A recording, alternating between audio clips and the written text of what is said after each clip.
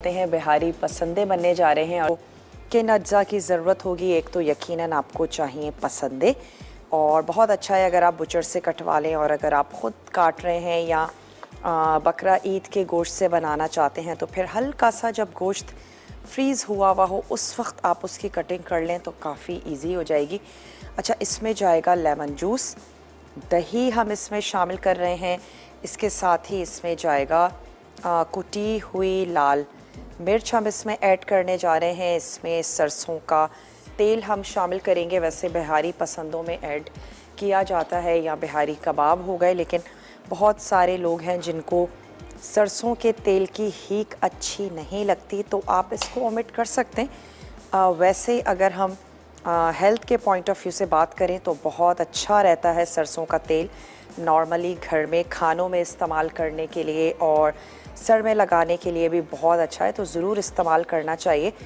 तो चलें, सरसों का तेल हम इसमें ऐड करने जा रहे हैं। इसमें जाएगी पिसी हुई काली मिर्च, पिसा गरम मसाला हम इसमें शामिल करेंगे, पिसा धनिया है, पिसी हुई प्याज, पानी उसका निकाल दीजिएगा, अदरक और लहसुन का पेस्ट शामिल कर रहे हैं, नमक जाएगा हस्बे ज़रूरत, और हम इसको प्याज के साथ और लेमन और अदरक के साथ ही हम इसको ढेर सारे पुदीने के पत्तों के साथ इसको गार्निश कर लेंगे।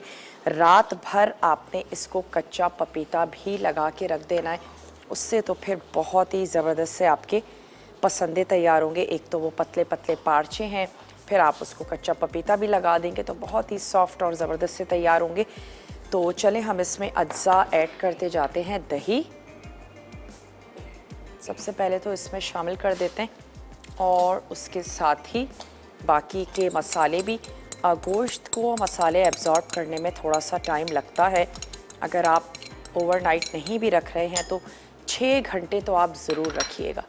चलें, पिसी हुई लाल मिर्च, इसके साथ ही इसमें ऐड कर देते हैं कुटी हुई काली मिर्चें, पिसा हुआ गरम मसाला, पिसा हुआ धनिया, नौरीन से भी बात करेंगे, और साथ ही मैं इसमें ऐड कर रही हूँ लेमन जूस। हेलो, अस्सलाम वालेकुम। अस्सलाम वालेकुम। जी नौरीन, कैसी हैं? मैं ठीक हूँ, आप कैसी हैं?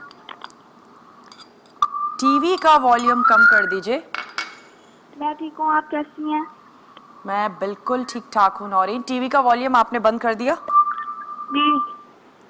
चले, क्या कहेंगे नौरीन?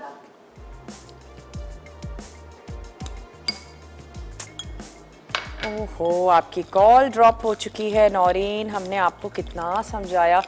जब रिपीट टेलीकास्ट होता है ना, उस वक्त आप सुना करें मेरी आवाज़ कैसी लग रही थी, मैं किस तरह बात कर रही थी। यकीनन शौक़ होता है, लेकिन अगर आप ऐसा करेंगी बात करते वक्त तो आपकी लाइन ड्रॉप हो जाएगी। तो दोबारा से कॉल कर लीजिए। यहाँ पर शामिल करने जा रहे हैं नमक, और साथ ही ऐड कर देते हैं इसमें सरसों का तेल। 3 टेबल स्पून शामिल कर देते हैं सरसों का तेल, और इन तमाम चीज़ों को हमने कर लेना है अच्छा सा मिक्स। मैं इसकी फ़ौरन ही कुकिंग की तरफ चलूँगी, क्योंकि बहुत ज़्यादा हमारे पास टाइम नहीं है कि हम इसको मैरिनेशन का टाइम दें, लेकिन आप दीजिएगा या तो ओवरनाइट या कम से कम 6 घंटे ज़रूर आपने इसको टाइम देना है। चलें, इसको अच्छा सा करते हैं मिक्स, और मैं इसको पैन में जब तक अच्छी सी स्टीम नहीं बन जाती, इसको थोड़ा तेज़ आंच पे गरम करेंगे, और फिर इसकी आंच को हल्का कर देंगे। गोश्त का अपना पानी होगा, दही का अपना पानी होगा, और आपने कच्चा पपीता लगा के ओवरनाइट रख दिया है, बहुत ज़बरदस्त और जल्दी से गल जाएंगे।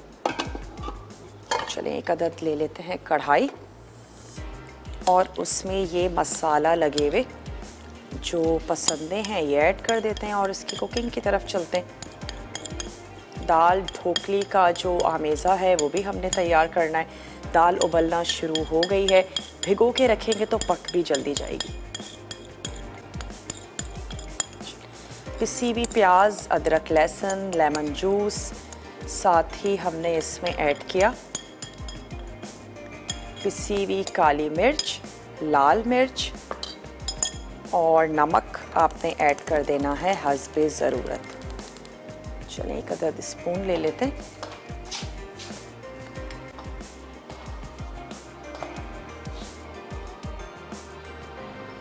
बिहारी पसंदे बनने जा रहे हैं, जिसकी कटिंग आप ख़ुद भी कर सकते हैं, लेकिन हल्का सा गोश्त को फ्रीज़ होना ज़रूरी है, वरना क्या होता है कि हाथ फिसल सकता है आपका। अगर फ्रीज़ हुआ होगा गोश्त की कटिंग करना काफ़ी आसान हो जाता है। आप ट्राई करके देखिएगा इस बकरा ईद पर, अगर आपने नहीं किया है कभी तो ज़रूर इस चीज़ को ट्राई करके देखिएगा। 2-3 टेबल स्पून और ऐड करते हैं सरसों का ऑयल और इसको रख देते हैं पकने के लिए।